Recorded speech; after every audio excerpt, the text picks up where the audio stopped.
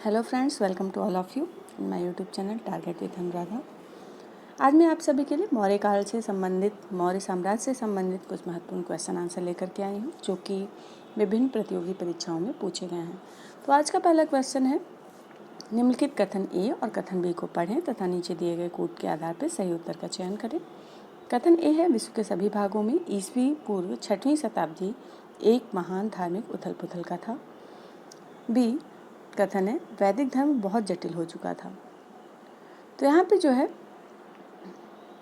दोनों ही option A और B सही हैं, तो हमारा ऑप्शन बी यहाँ पे करेक्ट होगा। ए और बी दोनों करेक्ट हैं। नेक्स्ट क्वेश्चन, न्याय दर्शन के संस्थापक थे? ए कपिल, बी कणाद, सी गौतम, डी जैमिनी। तो न्याय दर्शन के संस्थापक जो है गौतम थे, सी गौतम। अशोक का रुम्मिनदेई स्तंभ संबंधित है? ए बुद्ध के जन्म से, बी बुद्ध के ज्ञान प्राप्ति से, सी बुद्ध के प्रथम उपदेश से, डी बुद्ध के शरीर त्याग से।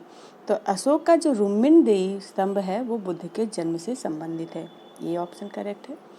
निम्नलिखित में से किस राजा के एक अभिलेख से सूचना मिलती है कि शाक्य मुनि बुद्ध का जन्म लुम्बिनी में हुआ था? ए अशोक, बी कनिष्क, सी हर्ष, डी धर्मपाल।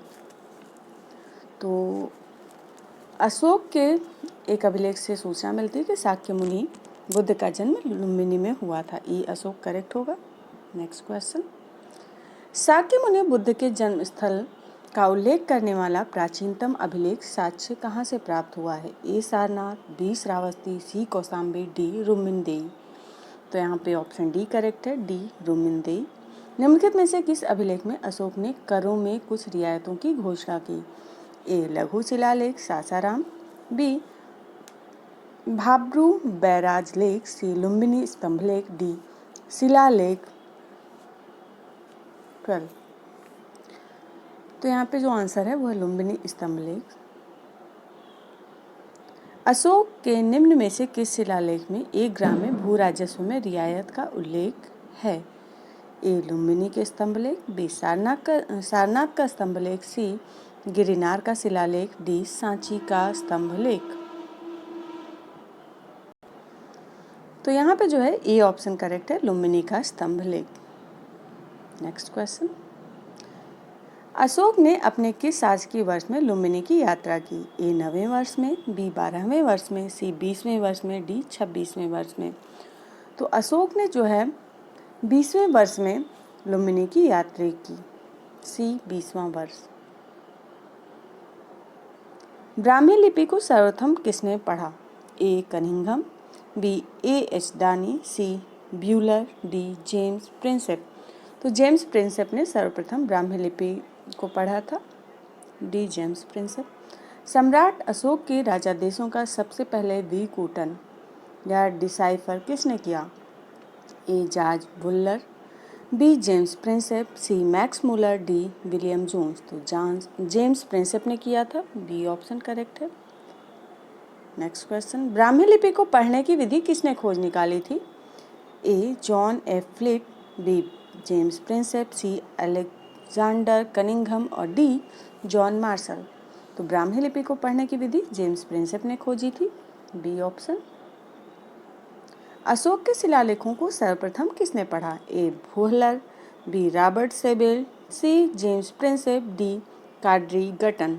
जेम्स प्रिंसेप ने पढ़ा था। नेक्स्ट क्वेश्चन, कथन ए अशोक ने कलिंग को मौर्य साम्राज्यों में तोड़ लिया था, इसका कारण है आर कलिंग दक्षिण भारत को आने वाले स्थलीय एवं समुद्री मार्गों को नियंत्रित करता था।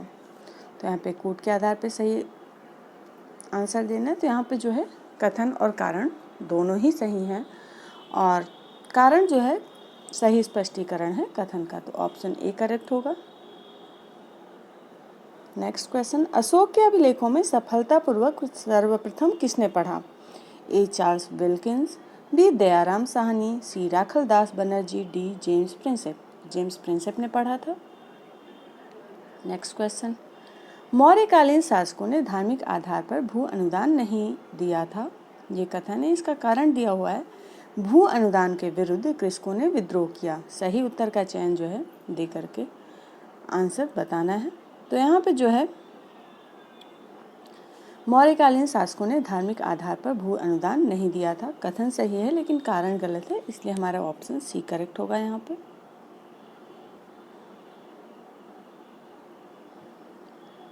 नेक्स्ट क्वेश्चन, कथन है ए, अशोक के राज्यादेशों के अनुसार धार्मिक निष्ठा की अपेक्षा जनता के मध्य सामाजिक समरसता अधिक महत्वपूर्ण थी। इसका कारण आर है, उसने धर्म संवर्धन के स्थान पर समदृष्टि के विचारों का प्रसार किया। तो यहाँ पे जो है कथन और कारण दोनों ही सही हैं और कारण कथन का सही स्पष्टीकरण है, तो ऑप्शन ए करेक्ट हो जाएगा। निम्नलिखित में से किस स्रोत से विदित होता है कि कलिंग में अशोक ने घमासान युद्ध किया? पहला है अशोक का पृथक कलिंग शिलालेख, दूसरा अशोक का 13वां शिलालेख, तीसरा है दीपवंश, चौथा है दिव्यावदान। तो यहाँ पे जो है अशोक का जो 13वां शिलालेख है उससे पता चलता है कि अशोक ने घमासान युद्ध किया था कलिंग में, तो ऑप्शन बी करेक्ट होगा। कथन ए है, मौर्य साम्राज्य का पतन अशोक के बाद प्रारंभ हो गया। इसका कारण आर है, अशोक ने धम्म विजय की नीति का अनुसरण किया और अपनी सेना विघटित कर दी। उपरोक्त वक्तव्यों के आधार पर सही उत्तर का चयन करना है। तो यहाँ पे जो ये है कथन सही है लेकिन कारण गलत है, इसलिए हमारा ऑप्शन सी करेक्ट हो जाएगा। नेक्स्ट क्वेश्चन, सूची 1 को सूची 2 से मिलाना है। सूची 1 में अधिकारी दिए हुए हैं, सूची 2 में जो है मौर्य राज्यतंत्र के कर्तव्य दिए हुए हैं। तो समाहर्ता जो था वो था संग्राहक, समाहर्ता संग्राहक था। सन्निधाता जो था कोषाध्यक्ष व भंडाराध्यक्ष होता था, और नागरिक जो था नगर मजिस्ट्रेट था, और अच्छ पाटलिक जो था वो केंद्रीय लेखाधिकारी था। तो यहाँ पे हमारा ऑप्शन ए करेक्ट होगा।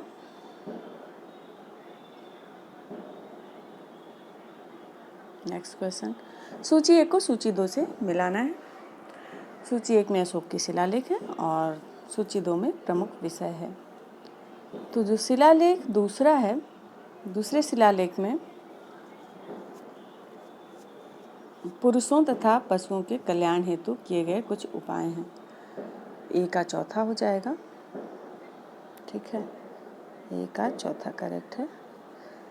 जो शिलालेख 5वां है, 5वें शिलालेख में धर्म महामात्र संस्था की व्याख्या की गई है, तो बी का तीसरा हो जाएगा। और जो शिलालेख 8वां है उसमें धर्म यात्रा की पद्धति का आरंभ करता है, ये बताया गया है। शिलालेख 9 जो है वो रूढ़िवादी अनुष्ठानों की प्रथा की भर्त्सना करता है, तो ऑप्शन बी हमारे यहाँ पे करेक्ट हो जाएगा। नेक्स्ट क्वेश्चन, सूची 1 को सूची 2 से सुमेलित करना है तथा सूचियों के नीचे दिए गए कूट के आधार पर सही उत्तर का चयन करना है। चंद्रगुप्त जो थे अमित्रघात थे, ए का तीसरा, नहीं सेंड्रोकोटस, ए का दूसरा होगा, ठीक है, ए का दूसरा हो जाएगा। बिंदुसार अमित्रघात थे। अशोक जो थे वो प्रियदर्शी थे, और चाणक्य विष्णुगुप्त थे, ठीक है, तो ऑप्शन सी हमारा यहाँ पे करेक्ट है। नेक्स्ट क्वेश्चन, अशोक के अभिलेखों में अनेक विदेशी राजाओं का उल्लेख है, उन राजाओं को उनके देश के आधार पर सुमेलित करना है।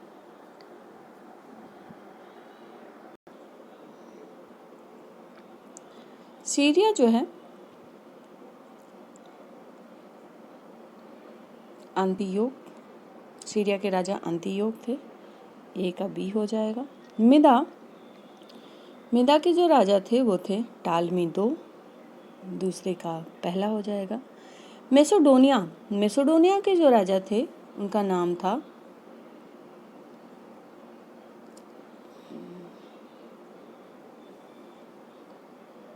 एंटीगोनस, ये सही दिया हुआ है।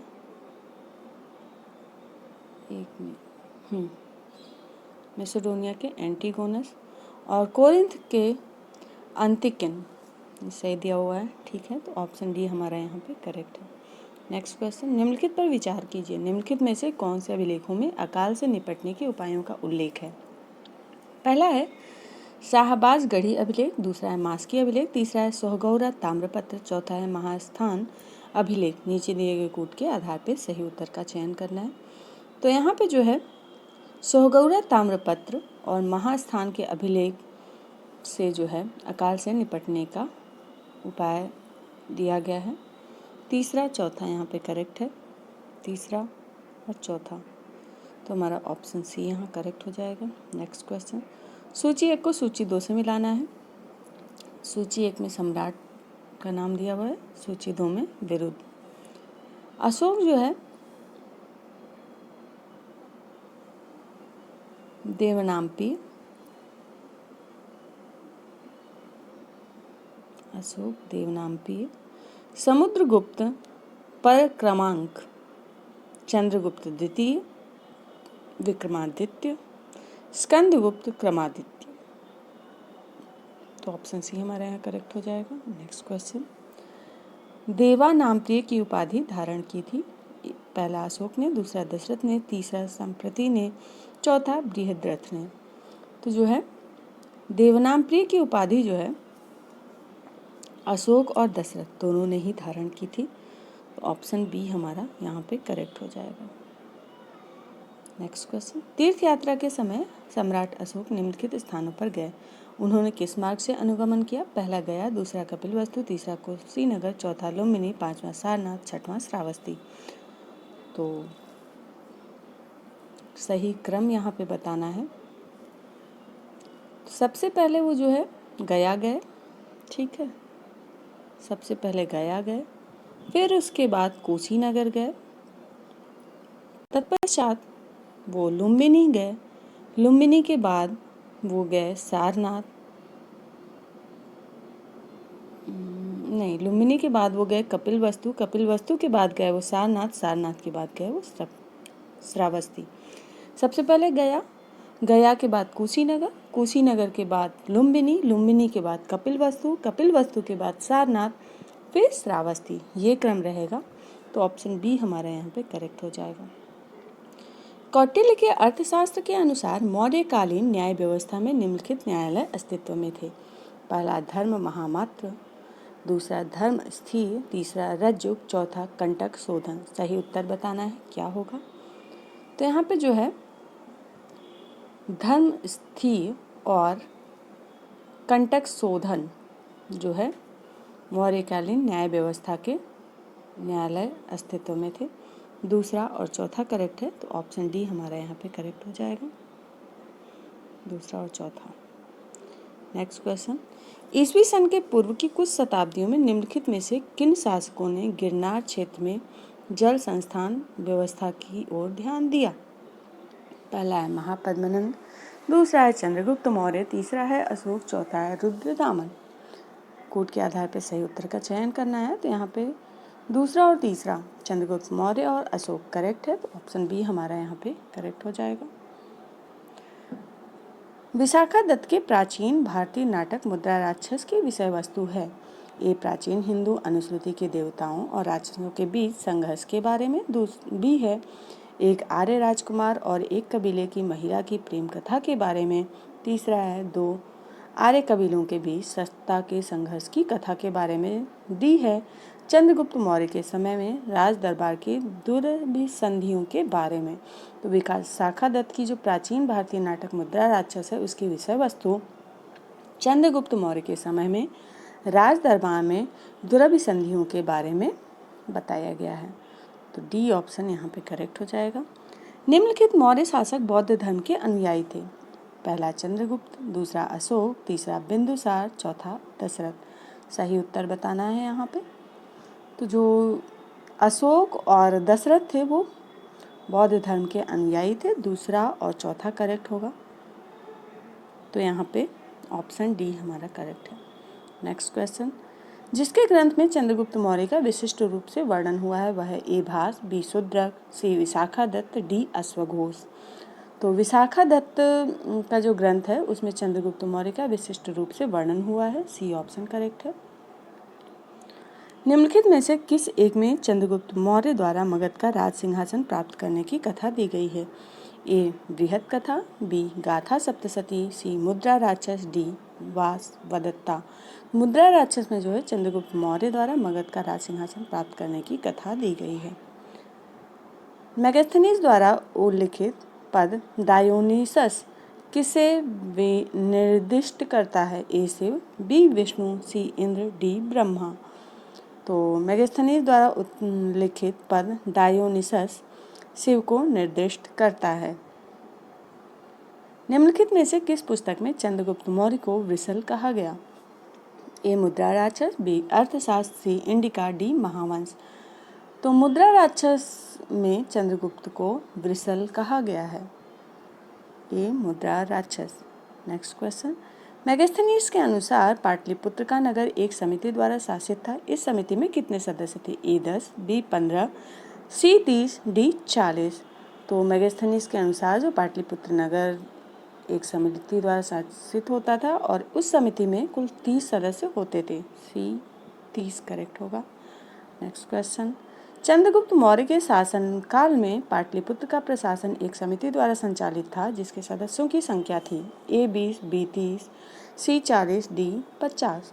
कुल 30 सदस्यों द्वारा शासित होती थी चंद्रगुप्त मौर्य के प्रशासन की समिति, बी 30 करेक्ट होगा। निम्न पुस्तक में मौर्य काल में पाटलिपुत्र प्रशासन का वर्णन उपलब्ध है। ए अर्थशास्त्र, बी इंडिका, सी महाभाष्य, डी अमरकोश। तो इंडिका में जो है मौर्य काल में पाटलिपुत्र प्रशासन का वर्णन उपलब्ध है, बी इंडिका। निम्नलिखित में से कौन स्रोत मौर्य के नगर प्रशासन का विस्तृत विवरण प्रस्तुत करता है? ए कौटिल्य का अर्थशास्त्र, बी मेगास्थनीज का इंडिका, सी विशाखा दत्त का मुद्रा राक्षस, डी अशोक का अभिलेख। तो मेगास्थनीज की जो इंडिका है वो मौर्य के नगर प्रशासन का विस्तृत विवरण प्रस्तुत करता है, बी ऑप्शन करेक्ट है। मौर्य समाज के 7 वर्गों में विभाजित होने का उल्लेख निम्नलिखित में से किसमें मिलता है? ए अशोक के शिलालेख, बी पुराण, सी मेगास्थनीज की इंडिका, डी कौटिल्य का अर्थशास्त्र। तो मेगास्थनीज की इंडिया मौर्य समाज के 7 वर्णों में विभाजित होने का उल्लेख मिलता है उसमें, तो सी ऑप्शन करेक्ट होगा। वह स्रोत जिसमें पाटलिपुत्र के प्रशासन का वर्णन उपलब्ध है वह है ए दिव्यावदान, बी धर्म अर्थशास्त्र, सी इंडिका, डी अशोक का शिलालेख। तो इंडिका में जो है पाटलिपुत्र के प्रशासन का वर्णन उपलब्ध है, सी इंडिका।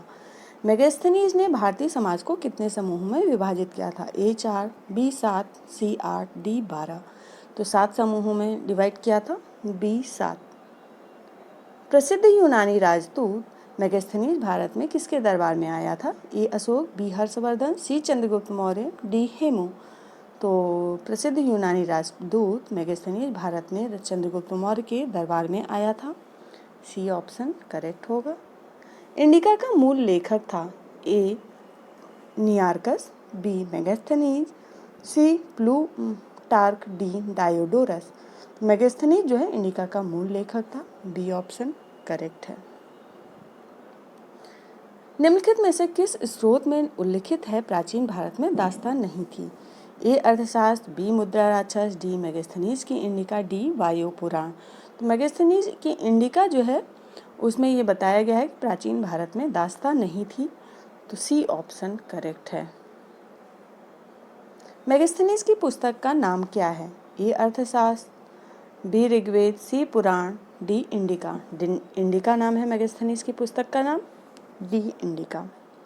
मौर्य समाज का विभाजन 7 वर्गों में विशेष तौर पर उल्लिखित है। ए कौटिल्य के अर्थशास्त्र में, बी अशोक के शिलालेख में, सी पुराणों में, डी मेगास्थनीज की इंडिका में। तो यहाँ पे डी ऑप्शन करेक्ट हो जाएगा।